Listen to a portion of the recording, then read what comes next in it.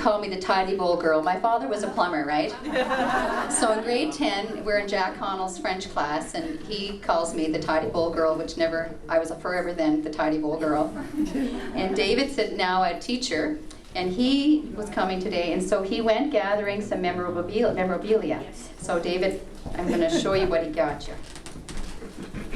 Well, Jane, what I did was I went to some of the, well, the two of the schools that you've gone to, obviously James M. Hill and Nelson. This is an old shirt of mine, as you can see. It's a shirt from James M. Hill, and then I went to see Todd Fitzpatrick, yes. And Todd's principal at Nelson School, and he was able to put some stuff together that I thought you'd like. There's a nice Raiders. Well, we were kind of trying to hold the Nelson stuff away, but anyway.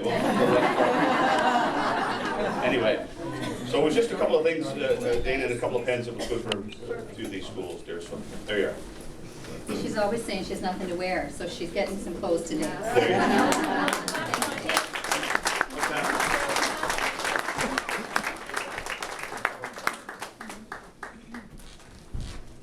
Okay. The next thing I'm going to do is Jane, I'm going to need you to come up. They're coming down. Over here. Okay.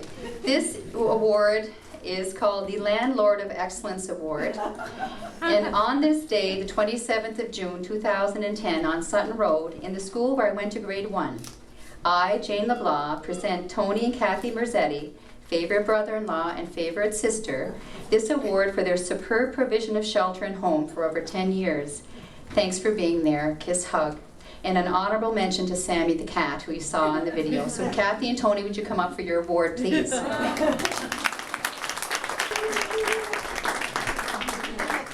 her now. Hug her, for God's sake. Your relatives.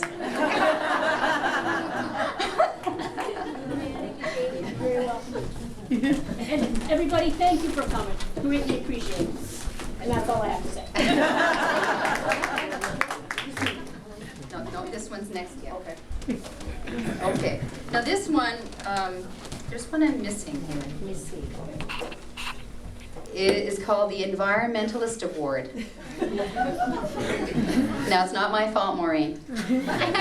On this day, the 27th of June, 2010, in the city of Miramichi, in the county of Northumberland, province of New Brunswick, I, Mary Jane LeBlanc, present Maureen LeBlanc, my mama, with this award for her outstanding contribution in the area of conservation, preservation, recycling, and reusing.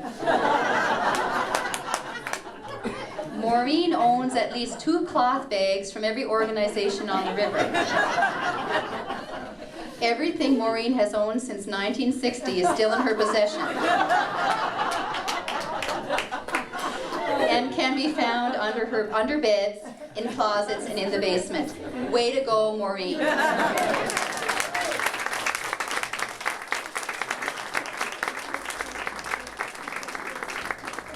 There's a PS from Jane. It says, while there may not be sitting room in the car for me due to the cloth bags, Mom, I don't mind. I am proud to be doing my part to save the earth.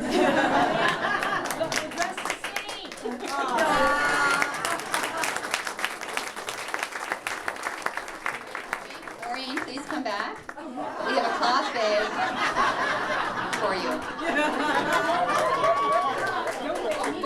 You're welcome.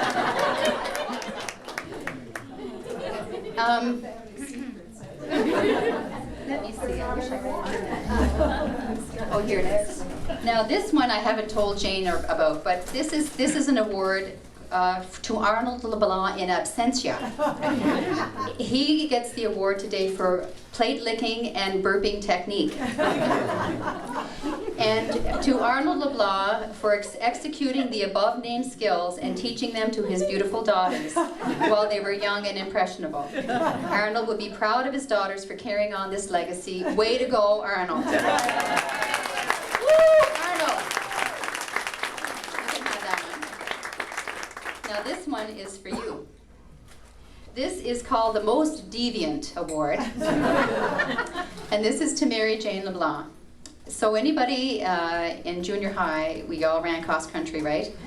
And there wasn't a lot of us. We all had to be on the same teams no matter what we were doing.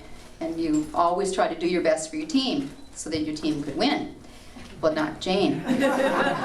So to Mary Jane LeBlanc for abandoning your team during a cross-country championship in the Fredericton woodlot by leaving the course and diving into a swamp mud pit.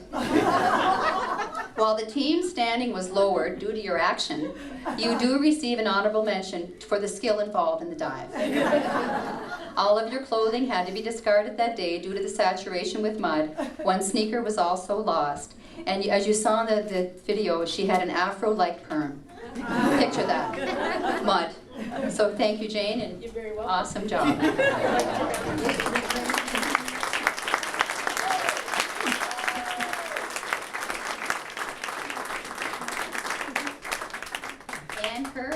Ann, I forget your, Ann Morrissey. I don't remember people's married names. Ann Morrissey.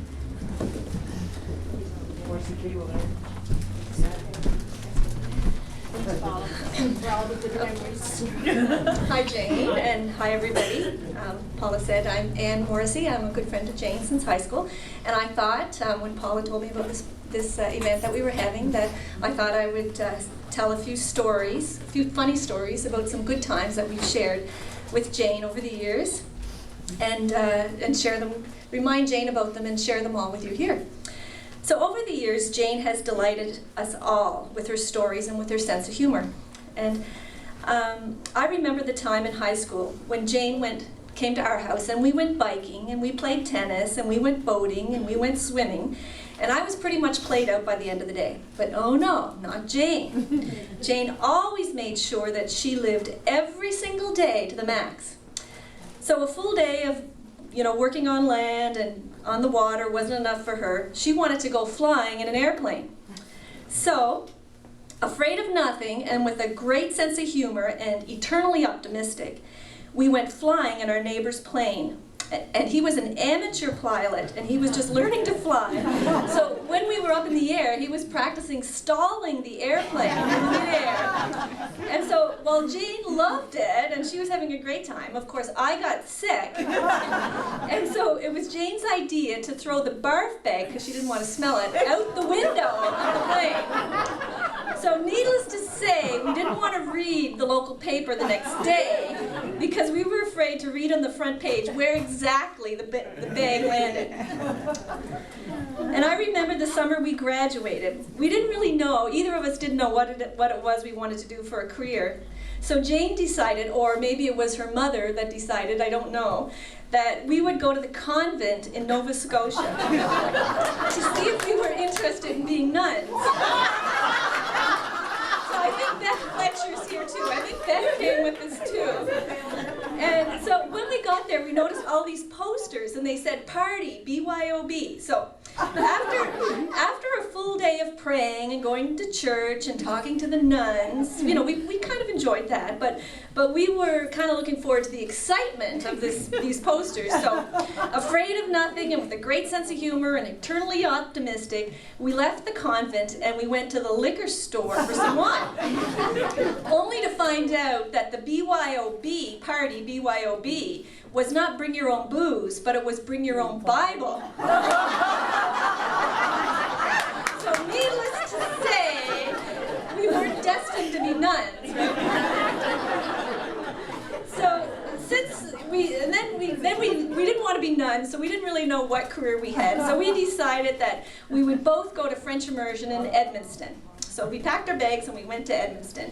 And I remember orientation. We survived orientation. Everything from being sold as slaves to the highest bidder, and I think Jane got the highest bid too, to having molasses and corn syrup poured on us. It was really fun. However, the day was not quite filled enough for Jane. She had more living to do, because we know Jane. So afraid of nothing and with a great sense of humor and eternally optimistic, we went to UNB's Frosh Week to do it all over again. And since we didn't have a car, we hitchhiked. So needless to say, where's Maureen and Mom and Dad? Our parents didn't know that we did that. When we were going through Grand Falls, where Jane's relatives live, this is the only time I ever, in my whole entire life, saw Jane scared. And one of our first weekends in university, we were in New Brunswick, and then we went across the border to the United States, because it had been since close by, and then we went back to New Brunswick, and we went to a club, and we partied there until it closed. And so Jane felt, of course, that this wasn't enough living for us. And she decided that with some friends who were francophones, and we didn't really understand French that well, that we would go with them to a club in Quebec, where the Drinking age was 18. where the drinking age was 18, of course, because we weren't drinking then. Oh, yeah. And the clubs are open much later. So what we did, and so afraid of nothing, and with a great sense of humor and eternally optimistic, Jane and I went to this club, which we only, to our surprise, that when we got there, we found out, because the people were French, we found out that it wasn't a club, it was a male strip club. So needless to say, we got a great education in Edmonton. So when we were at university, we were the only two English-speaking students in the entire residence. Jane and I were the only two English people there.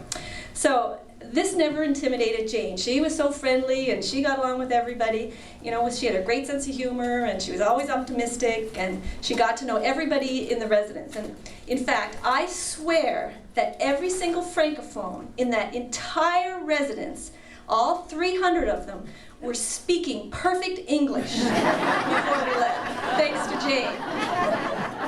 And I must say, our parents really got great value for their money. And after 1 year of French immersion, Jane wanted to move on to, of course, to a much, much bigger challenge. So, afraid of nothing, with a great sense of humor and eternally optimistic, Jane packed up her bags and she moved to Paris to become a nanny. And I'm not sure, but I'm sure she thought she was going to convert all Paris to speaking English by the time she left. But while she was in France, she would send letters home. And for those of you that are younger than 30, letters are kind of like emails, only they take 2 weeks from Paris to go there. So Mom and Dad would get all these letters, right?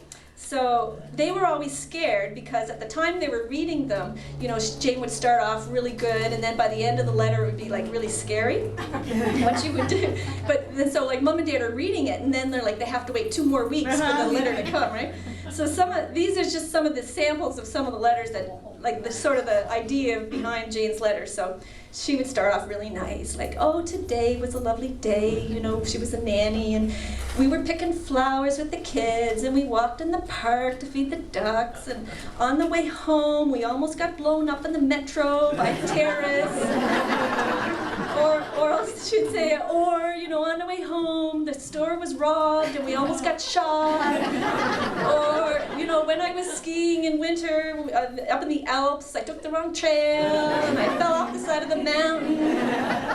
So Mom and Dad were always afraid, and they were always like, you know, waiting for the next letter to see if she survived whatever it was she was doing. And I'm sure that's why Mom and Dad encouraged my sister Geraldine Ging to go to Paris to work for the summer to look after Jane. So they went touring around Europe together and saw a whole lot of things. And Mom and Dad never worried, as long as Jane was with my older sister. She always worried when Jane was with me. So after Jane had done just about everything that she could possibly have done in France, she wanted to come home, but flying, of course, was too easy. So, afraid of nothing, with a great sense of humor and eternally optimistic, she decided to sail across the Atlantic Ocean in this small little boat, all alone with a man that she never knew. So, There was 3 of us. oh, there was 3 of them. Yes. Oh, okay. So it was a little bit safer. Okay, and so Mom and Dad, of course, decided not to read any more letters until Jane got safe and sound back to North America. When she did arrive home safe, she continued her exciting life. Then one day, you know, things got a little bit different. One day things were a little bit different. She went to the eye doctor, to the doctor's office for just a routine exam, and within 24 hours she was rushed to the operating room for brain cancer for a 6-hour operation while she was awake. But Jane was Jane, She was afraid of nothing, and she had a great sense of humor, and she was eternally optimistic. This is what got her through that. And this is how she has been through her entire sickness. Even today, by her and Paula Foley inviting us all to be here, Jane hasn't changed. She is still strong, but she needs us to help her hold her strength, to give back to her what she has given to us all those years. Now it's time for us to be afraid of nothing for Jane. It's time for us to have a great sense of humor for Jane.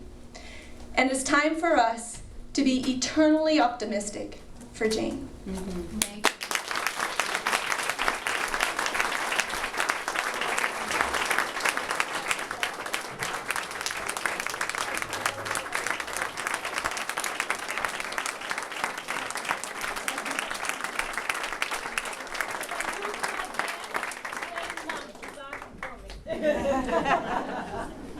What did you say? I said, if my pants are falling down, blame Mom. Blame Maureen if her pants fall down, okay.